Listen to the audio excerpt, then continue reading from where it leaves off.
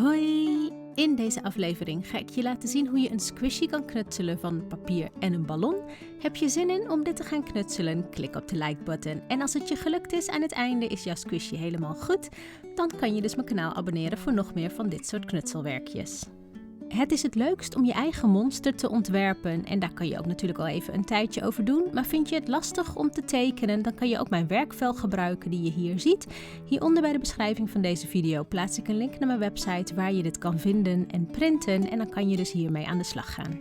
Ik ga nu eerst beginnen met de volgende 2 stappen. Het inkleuren en uitknippen van het monster en dan in dit geval beide delen. Je hebt nu de 2 kanten van je monster gekleurd, waarmee je dus aan de slag gaat en netjes uitgeknipt. Ik leg de bovenkant nu bovenop de onderkant, zodat je dus kan zien dat de 2 delen keurig op elkaar passen. En dan kun je ook eigenlijk gelijk zien dat ik eerst de verkeerde onderkant heb gekleurd. Ik heb de binnenkant van de onderkant gekleurd. Maar als je dus je werkje omdraait, dan zie je dat dit de kant is die je dus moet gaan kleuren. Ik haal de bovenkant waarop het monstertje getekend is nu weg en ik ga aan de slag met de achterkant van het monstertje. Ik pak een onderkant waarop ik mijn monster nu kan leggen, want ik ga stroken plakband erop plakken. Het moet wel een onderkant zijn waarbij het plakband straks makkelijk loslaat, want als ik allemaal stroken heb geplakt, dan wil ik dit er natuurlijk afhalen, zodat ik het netjes uit kan knippen. Het is dus niet handig als ik dit bijvoorbeeld op papier zou doen, want dan blijft het plakband aan plakken en dan krijg ik het niet makkelijk vanaf. Dus kijk even wat je in huis hebt waar je makkelijk kan beplakken. Wat ik dus nu doe is strook voor strook plakken, zodat mijn werkje straks stevig wordt en ik goed van mijn squishy kan genieten. Als je alle stroken hebt opgeplakt, dan kan je nu de achterkant er voorzichtig van afhalen. Heb je het idee dat je niks in huis hebt waar je op kan plakken? Vraag even of je wat bakpapier mag. Daar kun je ook altijd prima op plakken en weer makkelijk je werk van afhalen. Heb je dan dus alles gedaan, je haalt je werken af en dan ga je het voorzichtig uitknippen. Je knipt dus voorzichtig je monster uit, zodat we dan straks hetzelfde gaan doen met de voorkant. Ik ga nu verder met de voorkant en daarbij ga ik dus eerst het oog uitknippen, want dit is waar je straks de ballon doorheen gaat squishen. Dus ik maak eerst even hier een vouw, want dat maakt het altijd wat makkelijker om in te knippen. En dan kan je dus gewoon aan de binnenkant met de schaar eerst inknippen. En dan ga je dus via de binnenkant knip je voorzichtig het oog uit. Nu ik het oog heb uitgeknipt, kan ik dus beginnen met het beplakken van de bovenkant. Het is makkelijk om eerst even de 2 hoorns los op te plakken met een klein stukje plakband. En daarna kan ik nu beginnen met strook voor strook op te plakken. Het oog zit hier dus bovenaan, dus dat betekent wanneer ik bij het oog kom, ga ik dus niet een heel strook plakband eroverheen plakken, maar gewoon langs de 2 zijkanten van het oog. Dus eerst 1 aan de ene kant en dan knip ik dus steeds weer kleinere stukjes plakband om te beplakken aan de ene kant van het oog en aan de andere kant van het oog. En daarna als ik dus onder het oog weer kom, ja, dan kan ik dus weer verder plakken met hele stroken. Ik ga nog niet de hele bovenkant vol plakken, want ik ga dus nu eerst het oog netjes afwerken. Als ik dat nu niet doe, dan moet ik dat straks doen en dan zit er overal plakband aan en dat maakt het wat lastiger. Dus daarom doe ik dat liever eventjes nu.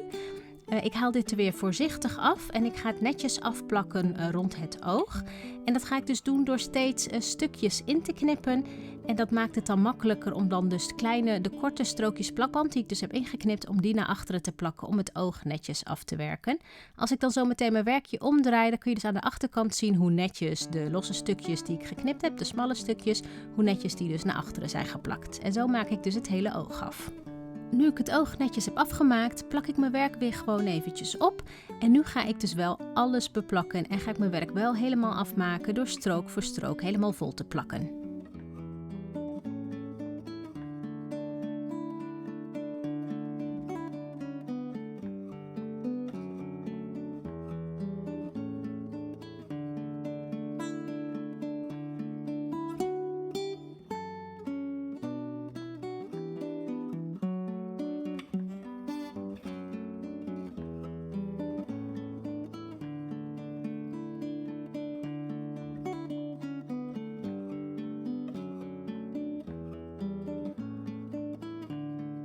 Ik ben klaar, ik ga het werk hier nu weer van afhalen en dan ga ik beginnen met het helemaal vastplakken van mijn squishy.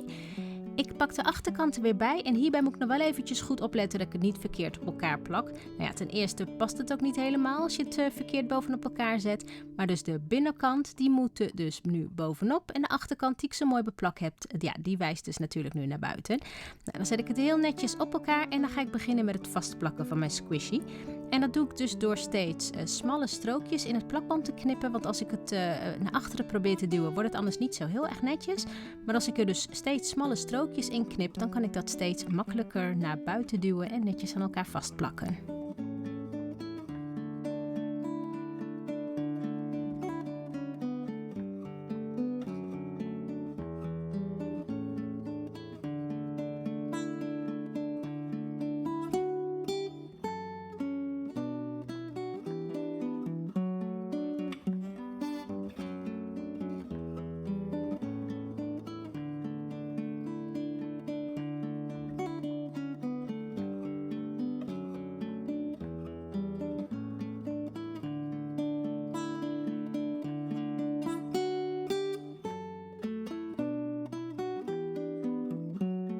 Ik plak natuurlijk nu niet alles vast, want er moet nog een ballon in om er dus een squishy van te maken.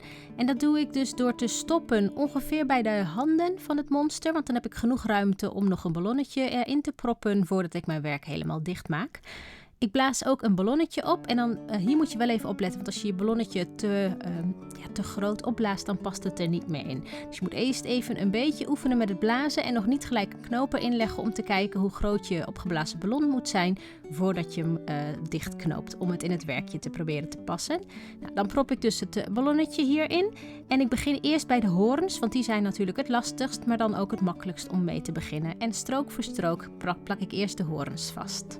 Bij het vastplakken kan het zijn dat je stukjes tegenkomt die gewoon niet zo goed vastplakken meer. Die laten dan iedere keer los. Het beste is als je even dat kleine stukje dan losknipt. Je pakt weer een stukje plakband en dan knip je door de helft. Want dan heb je meteen een mooi smal strookje gemaakt. En die ga je dan weer opnieuw vastplakken op de plekken waarvan je het idee hebt dat het plakband los heeft gelaten of even niet zo goed vast zit. En zo kan je dus alsnog je werk even extra stevig vastplakken. Om de squishy af te maken kom ik dus nu bij de zijkanten aan en dat ga ik op dezelfde wijze doen. Steeds strookjes inknippen en erachter plakken. En daarbij pak ik wel voor de zekerheid ook weer steeds een stukje plakband los en die knip ik dan in smalle strookjes om het werk even extra stevig vast te plakken. Mijn ballon is wit. Nou, dat heb ik expres gedaan zodat ik ook nog een oog erin kan kleuren met een zwarte stift. Achteraf gezien had ik mijn oog wel iets kleiner kunnen tekenen, want dat is leuker. Als je het squisht, dan wordt het toch al heel erg groot. Dus als je mij hier ziet tekenen en jij gaat me dan nadoen, doe dan even een kleinere oog tekenen. Want bij het squishen, als je aan het einde van mijn video kijkt, zie je dat dat mooier zou zijn als mijn oog wat minder groot was getekend. Kijk, bij het squishen kun je nu zien wat ik bedoel. Als ik dus iets kleiner het oog had getekend, dan had het er vast nog iets leuker uitgezien. Maar goed, dat heb ik dan bij deze geleerd voor de volgende keer. Ik hoop dat je dit werkje heel erg leuk vond. Is het jou ook gelukt? Vergeet niet de video een like te geven. Dan kan ik dus zien hoeveel squishies er inmiddels gemaakt zijn. Ik zal op mijn website niet alleen het werkvel maken, maar je kan daar dus ook andere werkvellen voor squishies vinden die je dan kan printen. Ik had bijvoorbeeld laatst ook al een ei gemaakt en je kan het in de gaten houden, want misschien komen daar dan meer werkvellen terecht en dan kan je dus verschillende soorten squishies maken. Bedankt voor het kijken en tot de volgende keer.